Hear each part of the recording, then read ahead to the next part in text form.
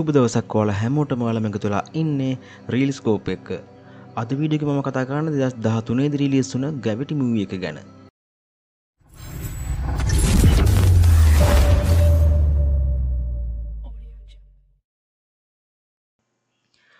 මම මේකේ ප්ලොට් එක සමරියක් විදිහට ගත්තොත් ඩොක්ටර් රයන් ඇතුළු කණ්ඩායමක් හවල් දුරේක්ෂය අලුත් වැඩ කරමින් ඉන්නවා.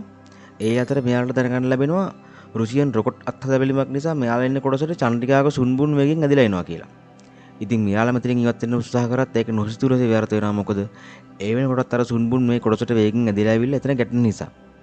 ඉතින් එතනින් පස්සේ මේ රයන්ට සිද්ධ වෙනවා තනියම පුදුරින ක්‍රමයක් හොයාගන්න. ඩොක්ටර් රයන් තනියම මුහුණ දෙන ඒ අත්දැකීම් මාලාව වටා තමයි එතනින් පස්සේ මේ කතාව ගලාගෙන යන්නේ. 2014 වසරේ ඔස්කා සම්මාන උළෙලේ සම්මාන 10කට නිර්දේශ වෙලා ඒ අතරින් සම්මාන 7ක් දිනාගන්නත් මේ ග්‍රැවිටි චිත්‍රපටය සමත් වෙනවා. පෞද්ගලිකව මම බලපු හොඳම ස්පේස් මූවි එක තමයි මේ ග්‍රැවිටි කියන්නේ. මේ ෆිල්ම් එක මේ තරම් සාර්ථක වෙන හේතුවක් විදිහට මේකේ මේන් කැරක්ටර් එක වෙන සැන්ඩ්‍රා බ්ලොක් ගේ රංගන අපිට දකින්න පුළුවන්. සැන්ඩ්‍රා බ්ලොක් වගේම මේක අනිත් චරිතයට රංගනෙන් දායක වෙන ජෝර්ජ් ක්ලූනි කියන්නේත් ඔස්කා සම්මානලාභී රංගන ශිල්පීන්. ඉතින් මේ දෙදෙනා මේ ග්‍රැවිටි චිත්‍රපටයට එකතු වීම මේක සාර්ථක වෙන්න ලොකු හේතුවක් වුණා. ඒ වගේ මේකේ සාර්ථකත්වයට බලපෑම අනිත් කාරණාව තමයි විෂුවල් ඉෆෙක්ට්. වසර 3කට වැඩි මහන්සියක ප්‍රතිඵලයක් තමයි අවසානයේදී අපිට මේ චිත්‍රපටයේ විෂුවල් ඉෆෙක්ට් වලින් දකින්න පුළුවන් වෙන්නේ. අභ්‍යවකාශය ගැන අපේ මනසේ තියෙන ලස්සන හැඟීම් ගැන නැවත වරක් හිතන්න මේ චිත්‍රපටය අපි පොළඹවනවා. ඒ මොකද අභ්‍යවකාශයේ තනියම කියන දේ මේ චිත්‍රපටයෙන් අපිට හොඳටම දැනෙන්න සලස්වන නිසා. අභ්‍යවකාශයේ තියෙන දැඩි නිහඬ බව, අන්ධකාරය වගේ දේවල් එක්ක රයන්ට මුහුණ දීමට සිදුවන ත්‍රාසජනක අත්දැකීම් අපි මේ චිත්‍රපටයේ අවසාන වෙනකන් ඇදපෙන් තබා ගන්න සමත් වෙනවා.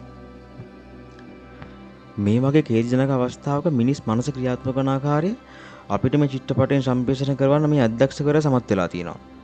ඒ නිසා මේ චිත්‍රපටය සාර්ථක වුණේ භාවිත කරපු තාක්ෂණය නිසාම කියලා අපිට කියන්න බෑ. මොකද තනි චරිතයක් කොට තමයි මේ කතාව ගලාගෙන යන්නේ. එතකොට ඒ කෙනාගේ මනෝභාවයන් ප්‍රේක්ෂකයන්ට හොඳින් සංවේදී වෙන්න ඕනේ. නැත්නම් ඒ චිත්‍රපටය ඒකාකාරී කම්මැලි එකක් වෙනවා.